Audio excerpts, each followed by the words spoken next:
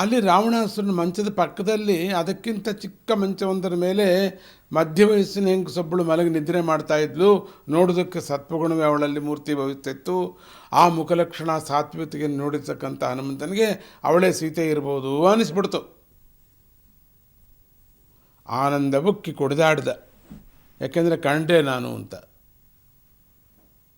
ಬಾಯಿ ಮೇಲೆ ಬೆರಳಿಟ್ಟು ತನಗೆ ತಾನೇ ಮುತ್ತಿಟ್ಕೊಂಡ, ತನಗೆ ತಾನೇ, ಯಾಕೆಂದರೆ ನೋಡಿಬಿಟ್ಟೆ ನಾನು ಹಾಗೆ ಅಂತ. ಆ ಕಡೆಯಿಂದ ಈ ಕಡೆಗೆ ಜಿಗಿದಾಡ್ದ ಕೂಡ, ತುಂಬ ಸಂತೋಷಪಟ್ಟ. ಅಷ್ಟು ಸಾತ್ವಿಕ ಗುಣ ಇರ್ತಕ್ಕಂಥವಳು ಅವಳು ಅನ್ನೋದು, ಅದಕ್ಕಾಗಿ ಅವನಿಗೆ ಆ ರೀತಿಯಾದಂತಹ ಮನಸ್ಸು ಬಂತು. ಆದರೆ ಥಟ್ಟನೆ ಅವನಿಗೆ ಇನ್ನೊಂದು ಯೋಚನೆ ಕೂಡ ಬಂತು. ಇಷ್ಟೊಂದು ಸಾತ್ವಿಕವಾಗಿರ್ತಕ್ಕಂಥ ಈ ವ್ಯಕ್ತಿ ಸೀತಾದೇವಿ ಆಗಿದ್ದರೆ ಈ ಸ್ಥಿತಿಯಲ್ಲಿ ಇಲ್ಲಿ ಆನಂದವಾಗಿರ್ತಾ ಇದ್ಲೇ ಅನ್ನಿಸ್ತು. ಆನಂದವಾಗಿ ಇಂಥ ಹಂಸತೂಲಿಕಾ ಮಂಚದ ಮೇಲೆ ಆನಂದವಾಗಿ ನಿದ್ದೆ ಮಾಡ್ತಿದ್ದಾಳೆ. ಇದು ಯಾಕೋ ನಂಗೆ ಅನುಮಾನ ಬರ್ತಾ ಇದೆ.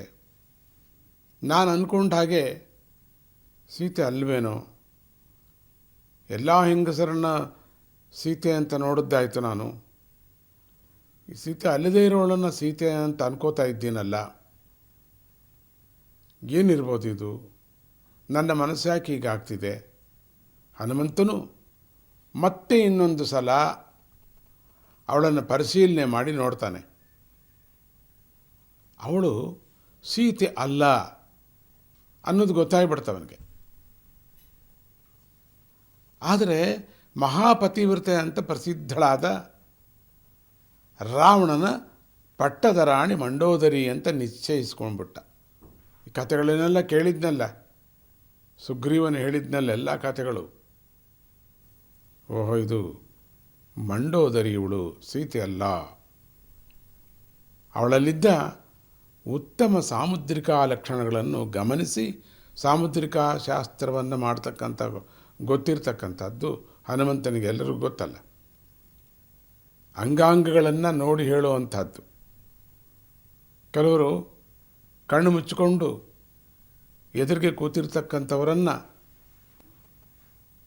ಮುಖವನ್ನು ನೋಡಿ ಲಕ್ಷಣ ನೋಡಿ ಹೇಳ್ತಾರೆ, ಮತ್ತು ಒಳಗೆ ನಡ್ಕೊಂಡು ಬಂದಿರತಕ್ಕಂಥ ಲಕ್ಷಣ ನೋಡಿ ಹೇಳ್ತಾರೆ. ಕೂತ್ಕೊಳ್ಳೋ ಭಂಗಿಯನ್ನು ನೋಡಿ ಹೇಳ್ತಾರೆ. ಚಿತ್ರ ಅವರು ಮಾತಾಡ್ತಕ್ಕಂಥ ಶಬ್ದವನ್ನು ಹಿಡಿದು ಹೇಳ್ತಾರೆ. ಹನುಮಂತನಿಗೆ ಕೇವಲ ಆ ಶರೀರವನ್ನು ನೋಡಿ ಹೇಳ್ತಿದ್ದಾನೆ, ಇವಳು ಸೀತೆ ಅಲ್ಲ, ನಿಶ್ಚಿತವಾಯಿತು. ಆದರೆ ಮಹಾಸಾಧ್ವಿಯಾಗಿರುವಂತಹ ಪಟ್ಟಮಹಿಷಿ, ರಾವಣನ ಪಟ್ಟಮಹಿಷಿಯಾಗಿರುವ ಮಂಡೋದರಿ ಮಹಾಪತಿವ್ರತ ಶಿರೋಮಣಿ ಅಂಥೇಳಿ ಅನ್ಕೋತಾನೆ. ಮನಸ್ಸಿನಲ್ಲಿ ಅವಳಿಗೆ ನಮಸ್ಕಾರವನ್ನು ಮಾಡ್ತಾನೆ. ಮಂಡೋದರಿಯನ್ನು ನೋಡಿದೆ ನಾನು, ಮಹಾಪತಿವ್ರತ ಶಿರೋಮಣಿಯಾಗಿರುವಂಥ ಆ ತಾಯಿಯನ್ನು ನೋಡಿದೆ ಅನ್ಕೋತಾನೆ. ರಾವಣಾಸುರನನ್ನು ಹನುಮಂತ ಪರಿಶೀಲಾತ್ಮಕನಾಗಿ ನೋಡ್ತಾನೆ. ಯಾಕೆಂದರೆ ಸಾಮುದ್ರಿಕ ಎಲ್ಲೂ ಗೊತ್ತಲ್ಲ. ಒಂದು ಸತಿ ರಾವಣಾಸುರನು ಕೂಡ ನೋಡೋಣ ಹತ್ತಿರ ಹೋಗಿ ಹೇಗೆ ಇದ್ದಾನೋ, ಹೇಗೆ ಮಲಗಿದಾನೋ ಅಂಥೇಳಿ ಅವನು ಅಲ್ಲಿಯವರೆಗೆ ಎಷ್ಟು ಪಾಪಗಳನ್ನು ಮಾಡಿದ್ದರೂ ಅವನ ಪುಣ್ಯ ರಾಶಿ ಕಡಿಮೆ ಆಗಿರಲಿಲ್ವಲ್ಲ. ಏಕೆಂದರೆ ಅವನು ಪರಸ್ತ್ರೀಯರನ್ನು ಅಪಹರಿಸಿರಲಿಲ್ಲ ಇದುವರೆಗೂ. ಈಗ ಈ ದುಷ್ಕರ್ಮವನ್ನು ಮಾಡಿದ್ದಾನೆ. ಇಲ್ಲಿ ಸುತ್ತೂ ಇರ್ತಕ್ಕಂಥ ಸ್ತ್ರೀಯರನ್ನು ಉಡುಗೊರೆಯಾಗಿ ಬಂದಿರತಕ್ಕಂಥವ್ರು ಇವರೆಲ್ಲರೂ ಗಂಧರ್ವ ರಾಜರು, ಕಿಂಪುರುಷ ರಾಜರು, ನಾಗರಾಜರು, ಪಾತಾಳ ಲೋಕದವರು, ಮಾನವ ಜಾತಿಯವರು ಎಲ್ಲರೂ ಕೂಡ ಅವನಿಗೆ ಬಳವಳಿಗೆಯಾಗಿ ಕೊಟ್ಟಿರ್ತಕ್ಕಂಥದ್ದು. ಅವನಿಗೆ ಯಾರನ್ನೂ ಬಲವಂತ ಮಾಡಿ ಎತ್ಕೊಂಡು ಬಂದಿಲ್ಲ ಅವನು. ಅಲ್ಲಿರೋರ ಹೆಂಡತಿಯರೆಲ್ಲರೂ ಕೂಡ ಅವನಿಗೆ ಬಹುಮಾನವಾಗಿ ಬಂದಿರತಕ್ಕಂಥವಳು. ಅದು ಚೆನ್ನಾಗೆ ಗೊತ್ತಿತ್ತು ಕಥೆಯಲ್ಲಿ ಅವನಿಗೆ. ಆದರೆ ಇದೊಂದು ಮಾತ್ರ ತಪ್ಪು ಮಾಡಿದ್ದಾನೆ. ಸೀತೆಯನ್ನು ಅಲ್ಲಿಂದ ಕದ್ಕೊಂಡು ಬಂದ್ಬಿಟ್ಟಿದ್ದಾನೆ. ಅದರಿಂದ ಇವನು ದುಷ್ಕರ್ಮಿಯಾದ.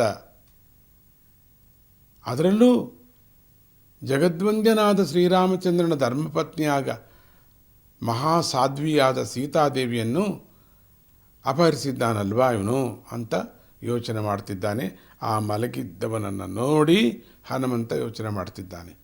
ಓಂ ನಮೋ ಹನುಮತೇ ನಮಃ. ಜಯ ಗುರುದತ್ತ. ಮುಂದೆ ನೋಡೋಣ.